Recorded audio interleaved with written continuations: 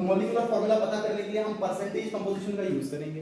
देखिए ये 11th में भी आप चीज पढ़ते हो, आपको अगर मॉलिक्यूलर फॉर्मूला डिटरमाइन करना है उससे पहले आपको एम्पिरिकल फॉर्मूला डिटरमाइन करना पड़ेगा।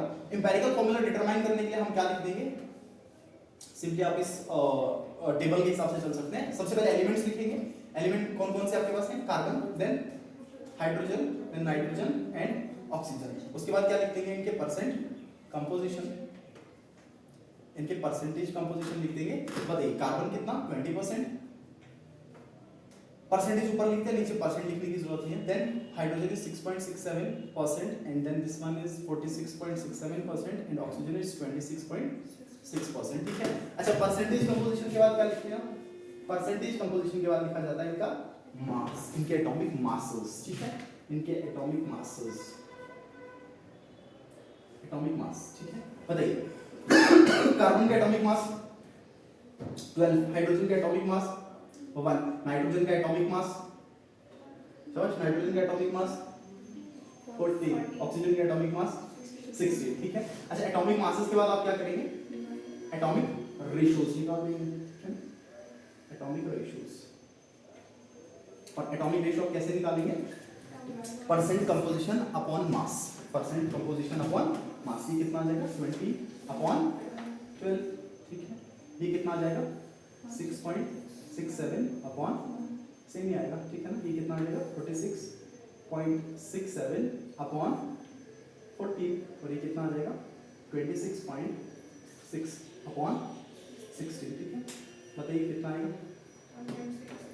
ये 1.66 आ जाएगा, ये 6.67 आ जाएगा, ये कितना आ जाएगा 46 को डिवाइड कर दीजिए 14 से, चला 3 पॉइंट समथिंग, बताइए कितना आएगा 46.67 3.33 और इसको कर दीजिए 1.66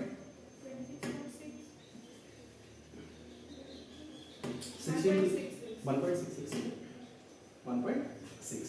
ठीक है जी। अच्छा अब आपको क्या करना है, इस रेशो को सिंप्लीफाई करना है। अब इस रेशो को क्या कर देना है, सिंप्लीफाई कर देना। ठीक है, बताइए सिंपल रेशो कैसे आएगा आपका, जितने भी रेशियोज आ रखे हैं उन सब रेशियोज को सबसे स्मॉल नंबर से डिवाइड कर देंगे, सबसे स्मॉल नंबर से डिवाइड कर देंगे। बताइए सबसे स्मॉल नंबर कौन सा आपका आ रहा है 1.66। ठीक है, तो मैं इसको 1.66 को 1.66 से डिवाइड कर दूंगा, ये कितना आ जाएगा ठीक है जी 1 आ जाएगा। 6.67 डिवाइडेड बाई 1.66। ठीक है, बताइए कितना आ जाएगा 4 अप्रॉक्सीमेटली, लगा लीजिए कितना आ जाएगा 4। 3.33 डिवाइडेड बाई 1.6। ठीक है, कितना आ जाएगा, डेढ़ है वो 3 है, अप्रॉक्सीमेटली 2 के बराबर आएगा। ठीक है, 2 के बराबर देखो 16 मतलब 32 हो जाता है, 33 अप्रॉक्सीमेटली 2 के बराबर आएगा। ठीक है। अच्छा 1.66 divided by again 1.66 that is equal to 1। ठीक है जी, तो बताइए इंपेरिकल फॉर्मूला क्या बनेगा अपने पास, so empirical formula is equal to carbon कितने, 1। ठीक है, हाइड्रोजन कितने C4 सॉरी CH4, उसके बाद N कितने N2 और O भी कितना CH4N2O। ये क्या आ गया इंपेरिकल फॉर्मूला। ठीक है, लेकिन हमें डिटरमाइन करना है मॉलिक्यूलर फॉर्मूला।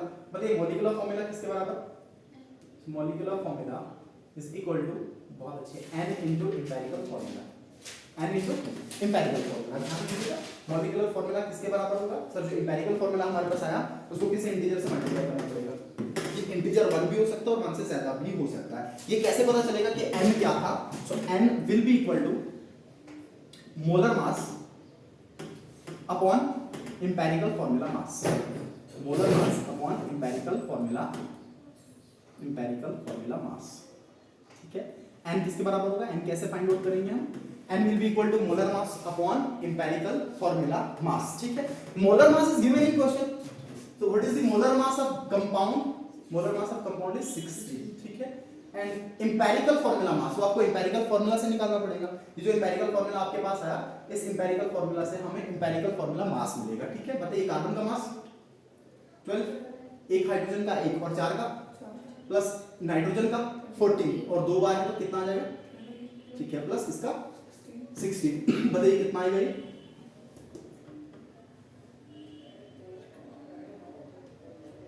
60 आएगा। देखो 60 आ रहा है, सम कर लो 60 आ रहा है,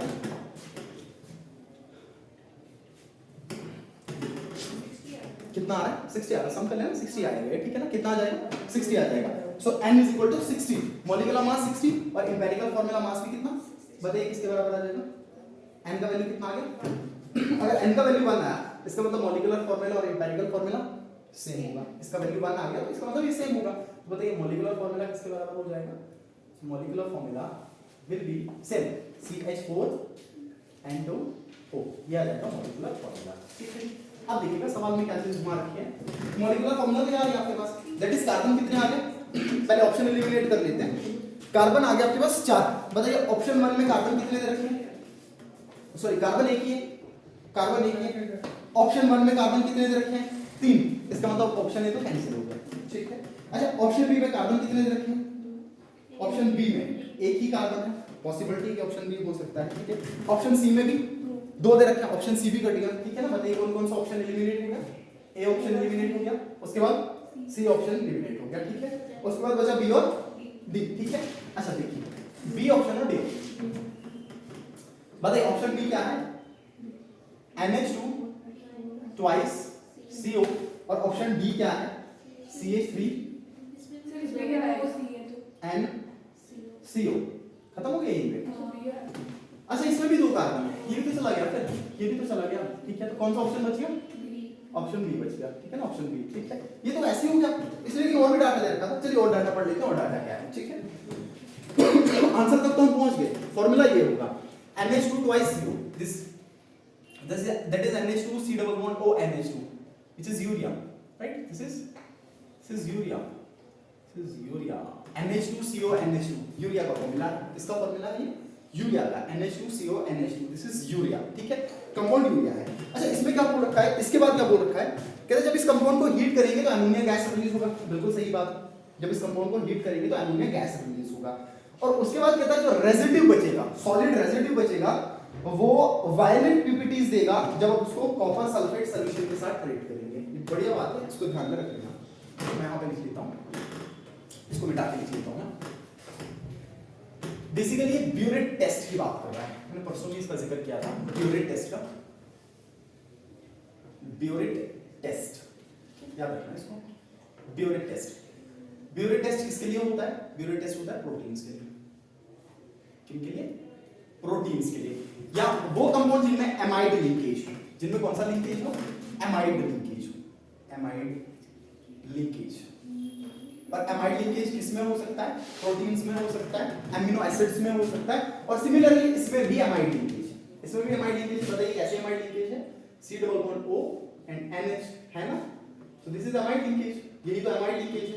अच्छा ब्यूरेट टेस्ट में क्या किया जाता है, ये जो आपके पास प्रोटीन्स या एमाइड लिंकेजेस वाले ग्रुप्स हैं या यूरिया है, लिख लेता हूं सेकंड, इसमें अमीनो एसिड्स भी आ जाएंगे और इसमें यूरिया भी आ जाएगा, ठीक है, इनको ट्रीट किया जाता है बेस के साथ, किसके साथ, बेस के साथ, इन कंपाउंड्स को किसके साथ ट्रीट किया जाता है, बेस, ठीक है, प्लस CuSO4, कुछ ड्रॉप्स CuSO4 के, कॉपर सल्फेट के, ध्यान रखना है इसको, ठीक है। आपने क्या कर लिया, टेस्ट ट्यूब ले लिया, टेस्ट ट्यूब में आपने सैंपल ले लिया, और आप ये पता करना चाहते हैं कि उस सैंपल में प्रोटीन था या नहीं था, या उस सैंपल में यूरिया था या नहीं था, आपने क्या कर लिया, उसमें 1% NaOH डाल दिया, 1% NaOH को सॉल्यूशन डाल दिया, और साथ में ड्रॉप वाइज क्या डाल दिया, CuSO4, आप देखोगे यहाँ पे वायलेट कलरेशन देखने को मिलेगा, वायलेट कलरेशन, वायलेट कलरेशन,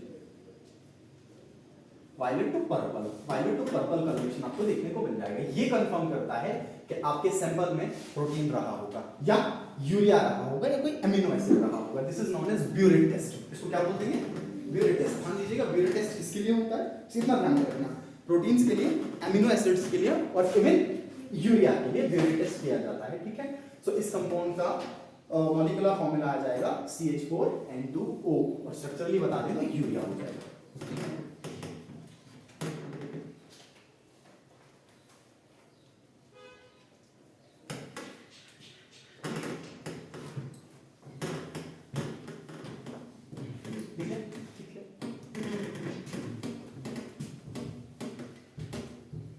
मैं फिर बता रहा हूँ, इस पे सवाल आने के चांसेस बन सकते हैं, ऐसा नहीं है कि नीट में बहुत टफ सवाल आते हैं, ठीक है। हाँ, इसी पे बेस्ड एक और चीज आ सकती है, ये जो एम्पिरिकल फॉर्मूला और मॉलिक्यूलर फॉर्मूला पूछ लेता है, इसी पे कभी कभार क्या कर लेता है कि मान लीजिए आपके पास जब ये गिवन होगा कि आपको मॉलिक्यूलर फॉर्मूला डिटरमाइन करना है, बट क्वेश्चन में मॉलिक्यूलर मास नहीं दे रखा और क्वेश्चन में वेपर डेंसिटी मेंशन करता है। किसको मेंशन करता है? वेपर डेंसिटी को। इस रिलेशन को याद रखिएगा, molecular mass, molar mass is equal to 2 into vapour density. कभी कभार क्वेश्चन में वेपर डेंसिटी दिया होता है, आपको मॉलिक्यूलर फॉर्मूला डिटरमाइन करने को बोल देता है, आप सारा काम तो कर लेते हो, बट उसके बाद जब n का वैल्यू आपको निकालना है तो n का वैल्यू निकालने के लिए आपको मोलर मास लगेगा, लेकिन क्वेश्चन में मोलर मास गिवन नहीं होगा। क्वेश्चन में क्या गिवन होगा? Vapour density. तो उस टाइम पे मोलर मास आप कैसे निकालोगे? वेपर डेंसिटी को डबल करोगे, that is 2 into vapour density, this will be equal to molar mass. आपको मोलर मास मिल जाएगा, ठीक है ना।